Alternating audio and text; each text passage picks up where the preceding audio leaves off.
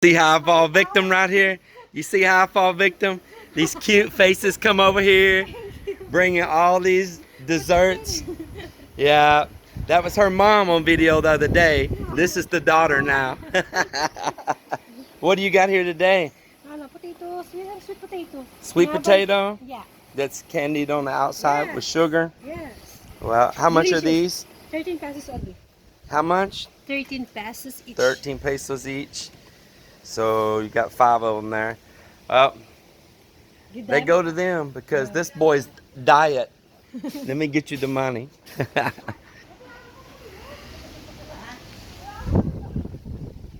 Got some of this cheap, this thin plywood, ordinary, that we're going to cut up and use for the base down there, the tie beams.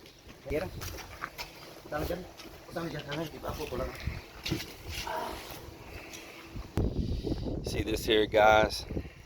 This is like the leftover bad bamboo from maybe different things people's built or projects that's went on around here. Small pieces of wood like this, and they bag this up. It's got the coconut hulls down in here, and they will take this home and use this to cook with. It is very efficient. It's very smart. It's kind of like recycling something natural from the earth. Man, I like it, and the aroma from like these woods and stuff adds a nice flavor in what you're cooking.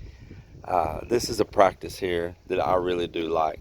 I know it's not really the Western world's way, but people like to say, for instance, Jason Crocker out there with the Crockers. He's trying to do his, he ain't trying, he's doing it.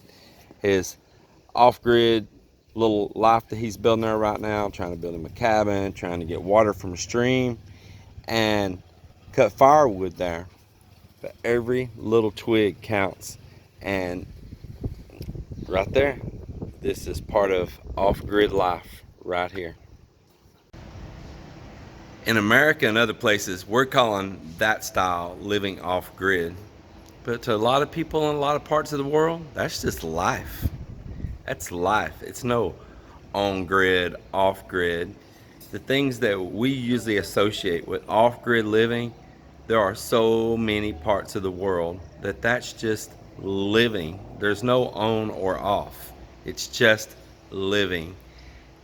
And it's not a bad living always. You know, honestly, I cannot remember. Maybe I already have. If I did, just chalk it up because I hadn't felt good. If I showed you guys the tile that Mel and I picked out for the outdoor CR. So this is going to go on the floor. You see it's kind of textured. Let me get the light right on it. It's a lot of, you know, it's bumped up. We wanted something kind of happy feeling. Blend of colors like this. We both agree. We both liked it. This is what's going on the outdoor CR, the outdoor bathroom floor right here. And then we're going to take one band of it and put it on the wall, with one band of it on the wall, and then we're going to put white tile down below and above that. So we've already got all the tile and adhesive setting over here for it. What do you think about those? You like them? Don't like them? There's a good shot of it right there, you can see. Yeah, it's pretty nice. Nice glazing on it. It's got texture, should keep you from really slipping, but yet it's got a nice glazing, to be easy to keep it clean. Well, we're about to move on to the next step here on the building project. They got all the steel in for the tie beams. So they are building the forms here now. Everybody's working on them. That plywood just got here and it's taking them no time to get right on it. Joelle's over here sawing down, ripping it down into 16-inch strips.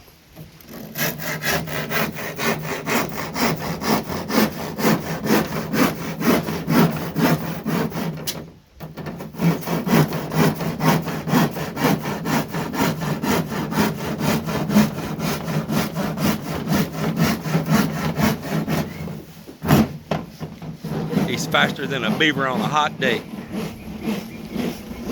Yep. So here we are. They're having a little nail fest over here.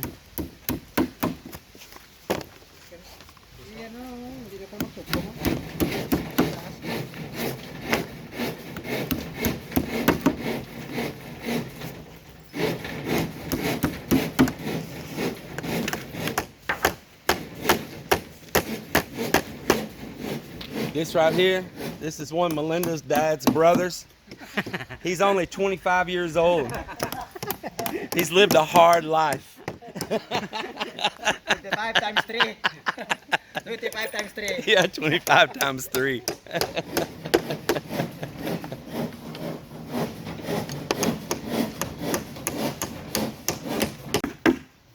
Check this out right here. Boy, they don't have a care in the world. Look at that. Isn't that awesome?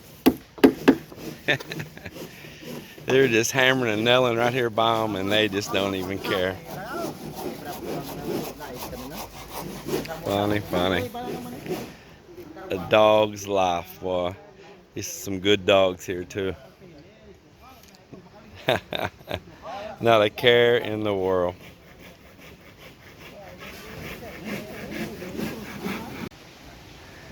So one of Melinda's mom's dogs had puppies. She's got a litter of pups over there right now. And my wife, she done eyeball one up that she just feels like she cannot do without. I told her, oh Melinda, please, no, not right now. She said, we're gonna be here for months. It'll already be so many months old by the time we leave, and it'll really be bonded to us. And that is kind of true. But I said, man, then it's another dog here. It's another dog running in and out. And these dogs here, they're pretty great, and they're like family dogs for all. But I've kind of asked her no, so let's don't do that. But I think I'm being overridden because this morning I saw her out at the beach with the dog in the water, a little puppy, giving it a bath, wrapping it in a towel. Then today when we ate this chicken, this chooks to go, and there was like a little bit of scrap stuff left there and all. She said, don't throw that away. That's for my puppy. I'm like, I said, it's for what? It's for what?